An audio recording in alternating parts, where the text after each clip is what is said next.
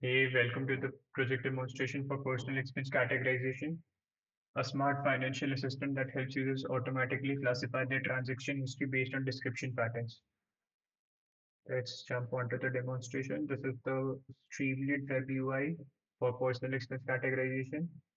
The user starts by pasting a list of the transaction entries.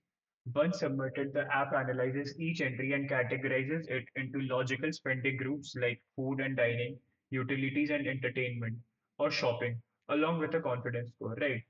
So let me paste it straight from the clipboard. So yes, we have a list of transactions and I'll click on categorize expenses.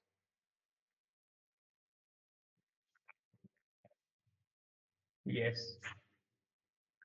So, yep, it has come up with the transaction and category and confidence categorization.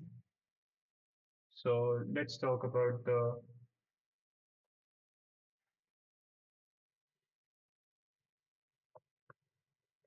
unlocking financial clarity.